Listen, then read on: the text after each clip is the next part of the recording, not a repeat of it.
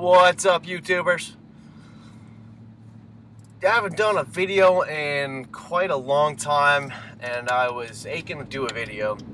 There's a lot going on with Apple and with the tech world right now, so I figured I'd fire up the old video setup. It's not quite what it was in the past past months, because I've had to work on the car and the inside of the car a little bit, so I'm working on getting the ideal setup.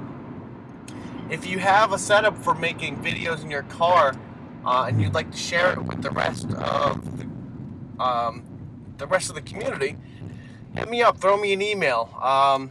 You can get me at hdemarzo@gmail.com, or you can leave comments in the thread below.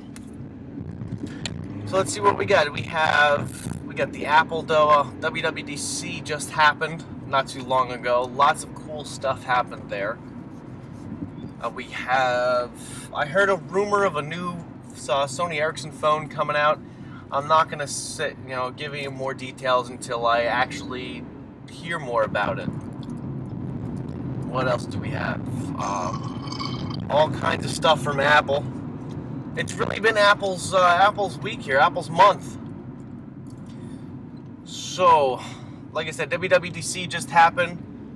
We have all kinds of new features coming out for OS X Lion, full screen apps, drag and drops,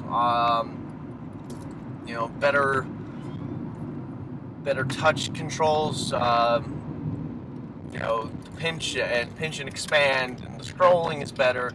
They got rid of the scroll bar on the side of the windows, because the scroll bar is used to click and move the window up or down, move the page up or down. On a Mac, you don't need to. You're scrolling. You got the two fingers and you scroll up and down. So when you scroll is when that scroll bar pops up while you're scrolling. Once you're done moving what you gotta do, moving what you gotta move, it disappears. It goes away again. So it's a lot cleaner. You get a little bit more screen space, a little bit more space to view your web pages on. iOS 5 had some really cool stuff just announced. They have, for iPad, you can split the keyboard on the side of the screen for using your thumbs. You no longer have to hunt and peck. If you're a thumb typer on the virtual keyboards, you're gonna love that feature. They introduced AirDrop. If somebody else in your house is running OS X Lion and you're running OS X Lion, you can. It's not just in your house though. Also, it's wherever you need it to be. If they're in China and you're in California and want to send a file, you go to the AirDrop section on the side of the menu now. And inside of the Finder is going to be an AirDrop option. You click on the AirDrop, and it's going to be all the people in your network that you set up file sharing with through AirDrop. Say you want to send that the new slideshow presentation to them.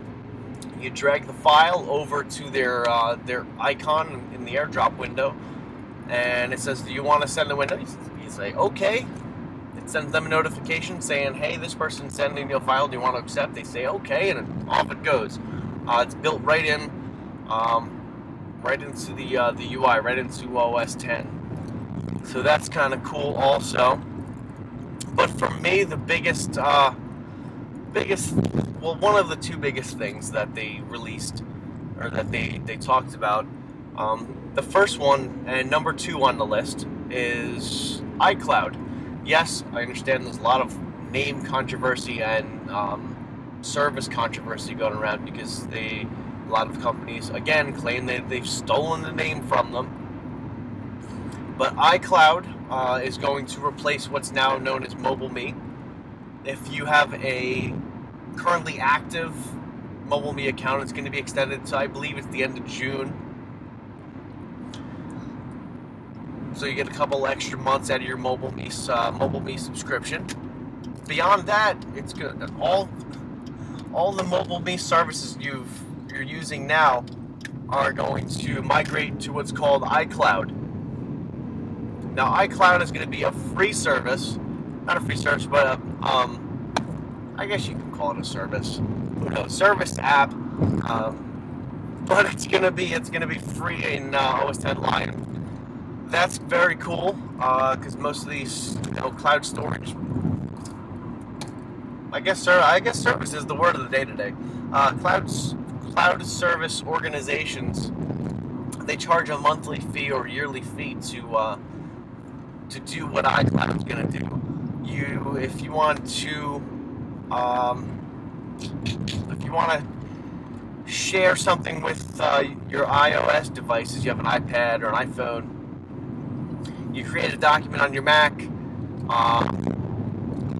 iCloud automatically, the Mac automatically syncs it up to iCloud, and it gets synced right back down to the other devices automatically, without thinking. There's no buttons to push or settings to tweak with.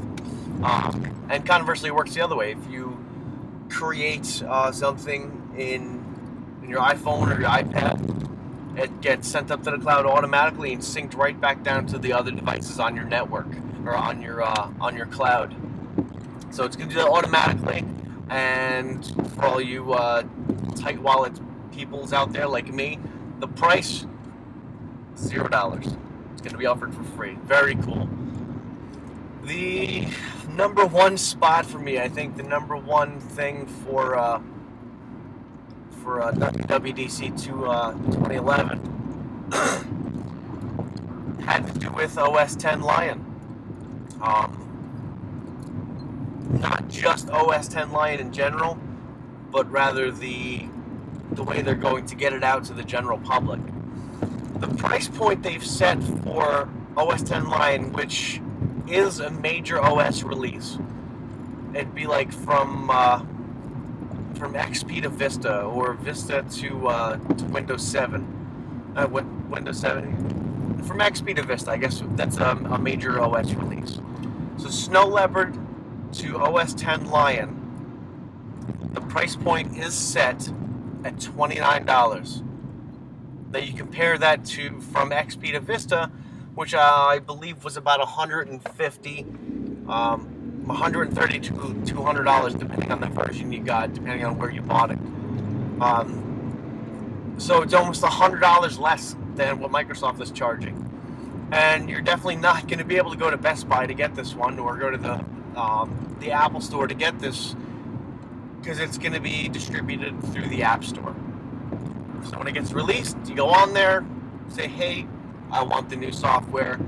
You click buy. You set up with your iTunes account, and automatically downloads it, installs it, and updates it, like you were buying a game from the App Store.